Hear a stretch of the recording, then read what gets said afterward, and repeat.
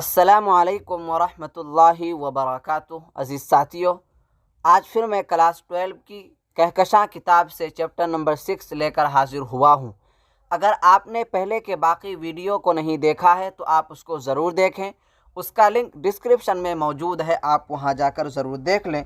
तो चलिए हम लोग अपना सबक शुरू करते हैं। तो दोस्तों, आज के वीडियो में और आज के सबक में हम लोग बागो बहार दास्तान को पढ़ेंगे। बागो बहार क्या है, बागो बहार कहानी के अंदर क्या क्या किस्सा, क्या क्या कहानी लिखी गई है, इसको हम लोग पढ़ेंगे।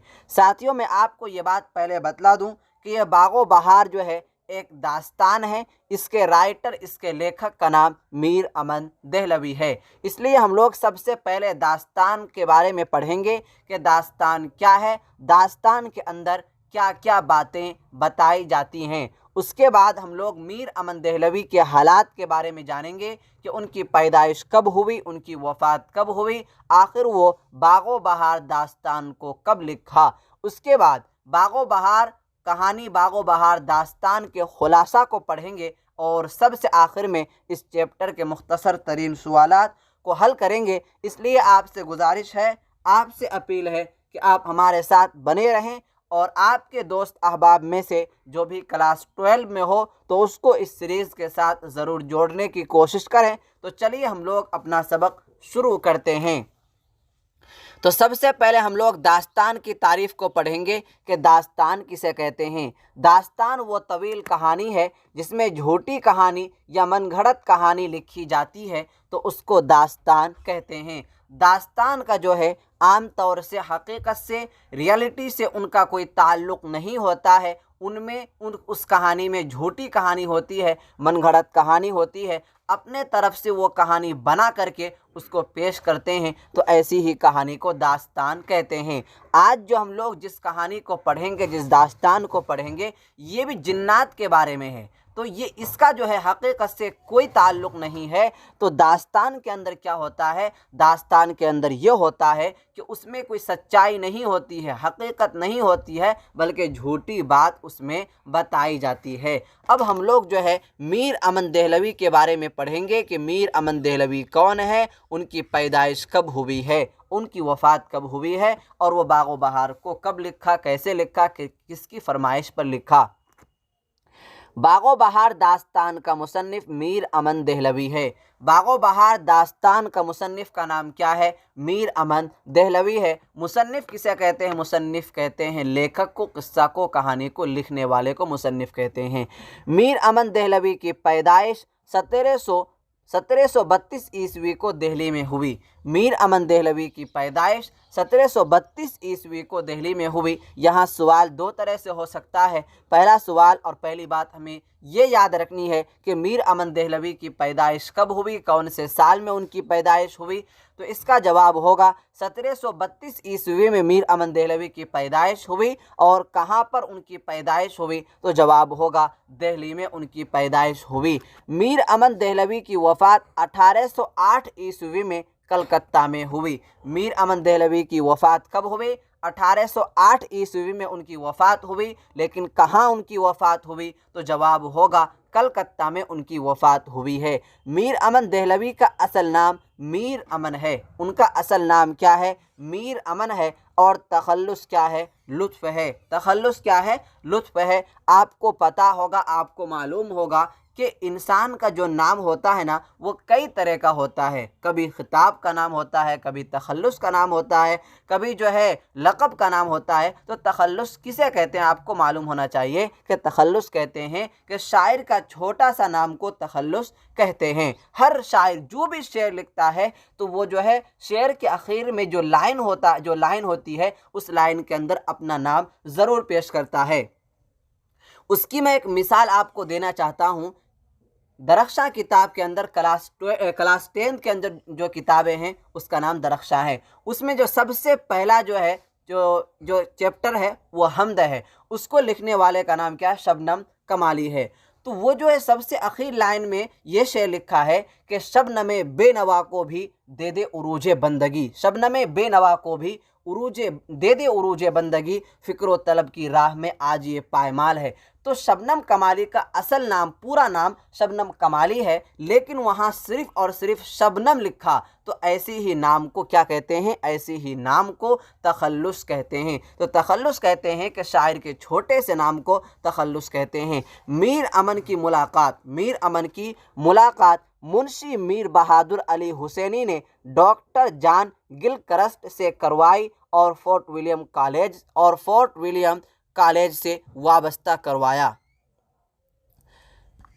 मुंशी मीर बहादुर अली हुसैनी ने डॉक्टर जॉन गिलक्रिस्ट से मीर अमन की मुलाकात करवाई और फोर्ट विलियम कॉलेज से वाबस्ता करवाया। यहाँ पर हमें 2-3 बातें याद रखनी है। पहली बात ये कि मीर अमन की जो मुलाकात डॉक्टर जॉन गिलक्रिस्ट से करवाई, वो आखिर उसका नाम कौन है, किसने मुलाकात करवाई? तो जवाब होगा मुंशी मीर बहादुर अली हुसैनी ने मीर अमन की मुलाकात करवाई।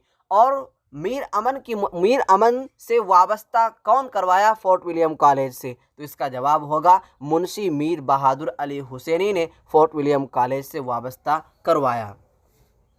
उसके बाद हम लोग चलते हैं कि मीर अमन 1801 ईस्वी में फोर्ट विलियम कॉलेज के हिंदुस्तानी शोबा में 40 रुपये माहनामा तनख्वाह बहैसियत मुंशी बहाल हुए और 5 साल बाद 1806 ईस्वी में सबकदोश हो गए।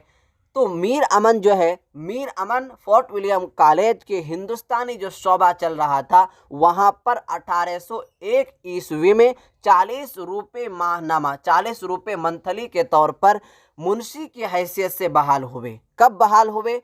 1801 ईस्वी में बहाल हुए। कौन से कॉलेज में? फोर्ट विलियम कॉलेज में वो 1801 ईस्वी में बहाल हुए। कितने रुपये मंथली पर? 40 रुपये मंथली पर। और किस ओहदे में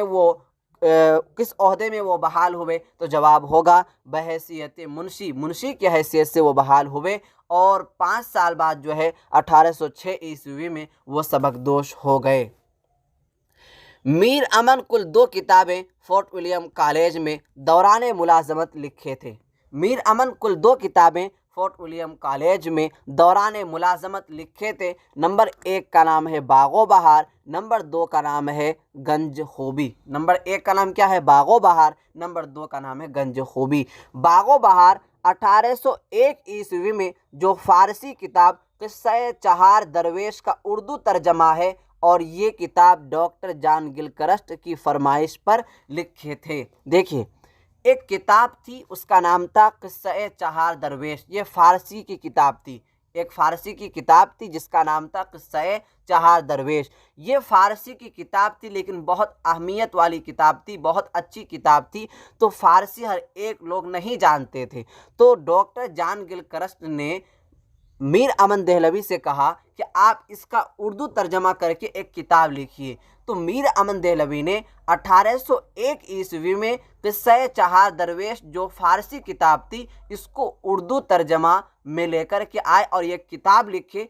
इस किताब का नाम जो है बागो बहार रखा गया। तो आपको यहाँ समझ में आ गया कि बागो बहार जो है 1801 ईस्वी में जो फ़ारसी किताब क़िस्सा-ए चहार दरवेश का उर्दू तर्जमा है, और ये किताब डॉक्टर जॉन गिलक्रिस्ट से की फरमाइश पर लिखे थे। नंबर 2 में जो किताब लिखे हैं उसका नाम है गंज खूबी। गंज खूबी 1802 ईस्वी में जो मुल्ला वाइज हुसैन काशफी की लिखी हुई है फ़ारसी किताब अखलाक़ मोहसनी का उर्दू तर्जमा है। मुल्ला वाइज हुसैन काशफी की एक किताब थी जिसका नाम था अखलाक़ मोहसनी। ये भी फ़ारसी की किताब थी। तो इसका उर्दू में तर्जमा करके एक किताब लिखा 1802 ईस्वी में।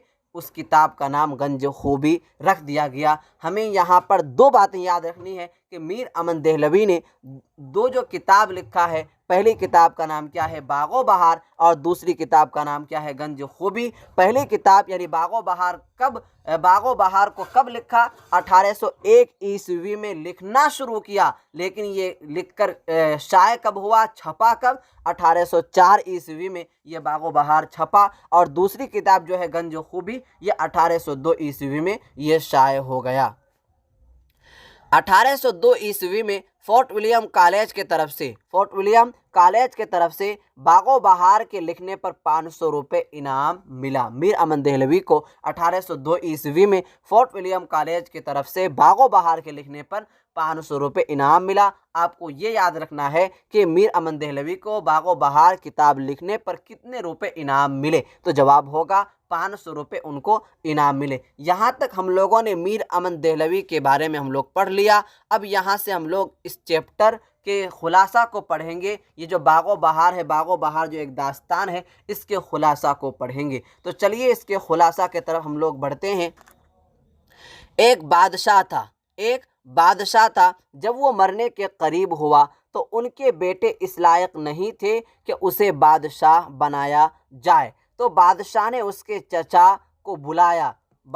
उसके चचा यानी कि बादशाह ने अपने भाई को बुलाया और अपने बेटे के चचा को बुलाया और कहा कि मैं तुम्हें अभी इस शर्त पर बादशाह बनाता हूँ कि जब मेरा बेटा बादशाह बनने के लायक हो जाएगा, यानी जब बड़ा हो जाएगा, तो उसे बादशाह बना देना। ये शर्त हो गई, ये बात हो गई। आगे देखिए क्या हुआ कि चुनांचे बादशाह ने अपने भाई को बादशाह बना दिया। चुनांचे बादशाह ने अपने छोटे भाई को बादशाह बना दिया। जब इसका लड़का बादशाह बनने के लायक हो गया तो उसके चचा बादशाहत के लालच में अपने भतीजा को कत्ल करना चाहा, तो वज़ीर ने कहा कि इसे कत्ल मत कीजिए, इसे कहीं दूर फेंक करके आ जाइए। ये बात किसने कही? ये बात जो है वज़ीर ने कहा। चुनांचे जब दूसरे दिन वज़ीर दूसरे मुल्क ले जा रहा था तो वज़ीर ने कहा कि तुम्हारा चचा तुम्हें कत्ल करना चाहते हैं, चलो मैं तुमको जिन्नात के बादशाह के पास ले जाता हूँ, वो तुम्हारी मदद करेंगे।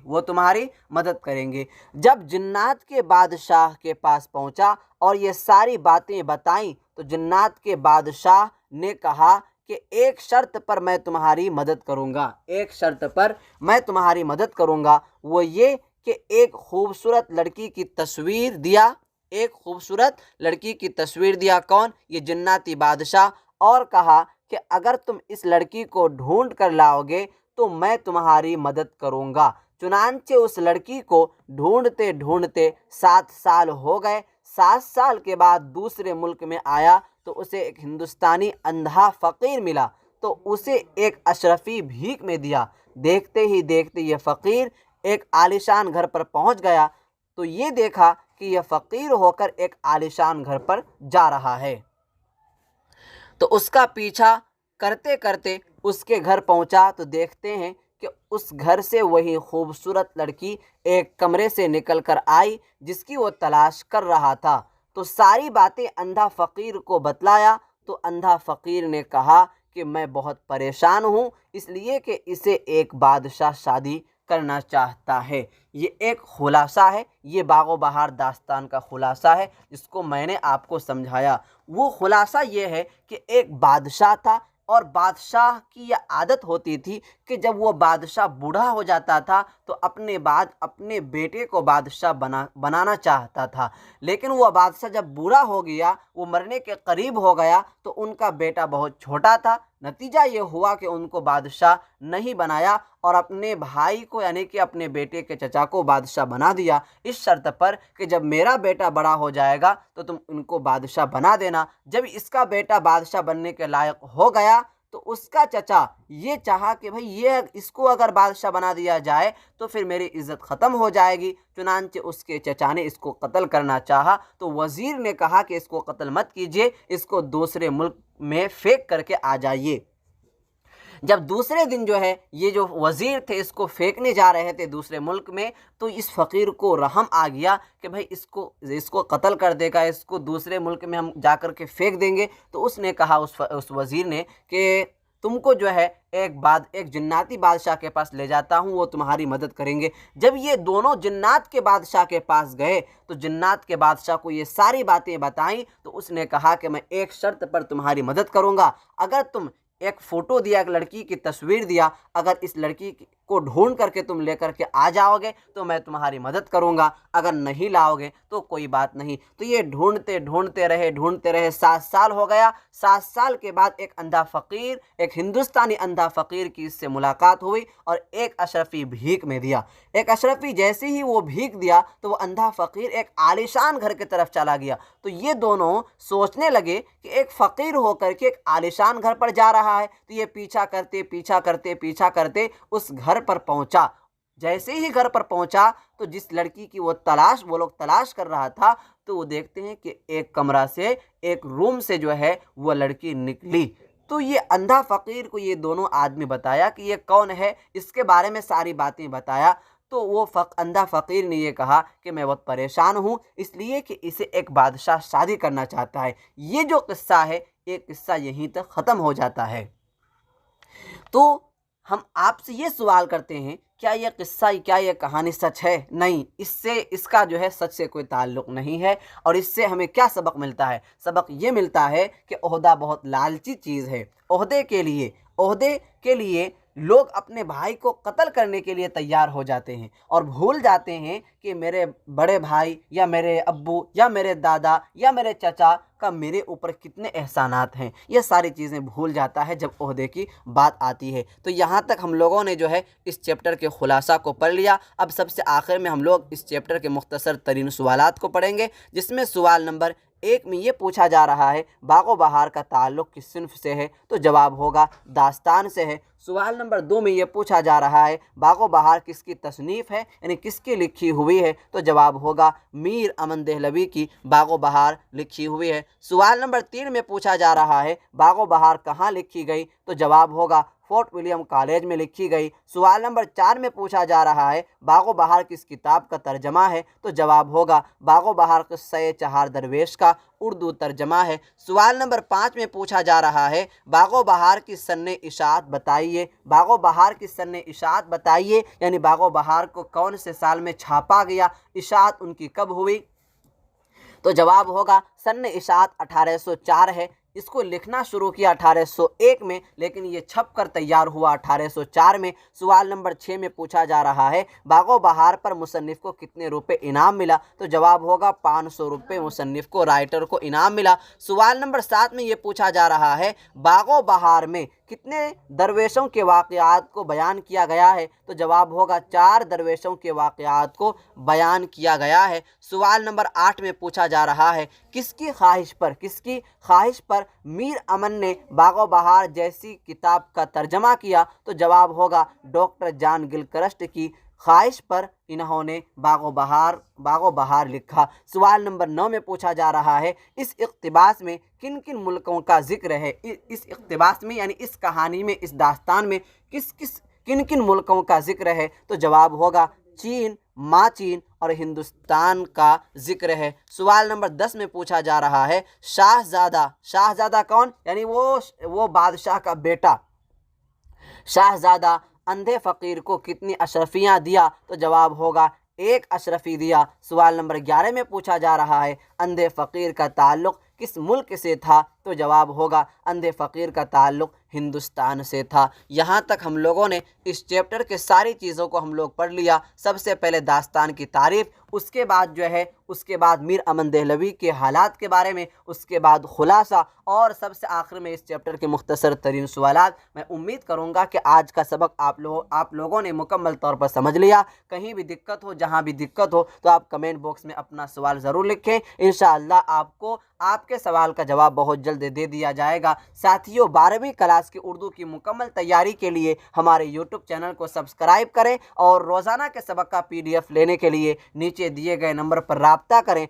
9934753942। इस नंबर पर आप हमसे कांटेक्ट कर सकते हैं और रोज़ाना के सबक का PDF ले सकते हैं और हमारे ऑफिशियल ग्रुप से ज्वाइन हो सकते हैं। इससे आपको फ़ायदा ये होगा कि आपको रोज़ाना के सबक का PDF मिल जाएगा, रोज़ाना आप टेस्ट दे सकेंगे और आपको कोई भी सवाल हो तो आप हमसे पूछ सकते हैं। तो चलिए आज का सबक हम लोग यहीं तक ख़त्म करते हैं। आइंदा सबक में हम लोग फिर मिलेंगे। वस्सलामु अलैकुम व रहमतुल्लाहि व बरकातुहू।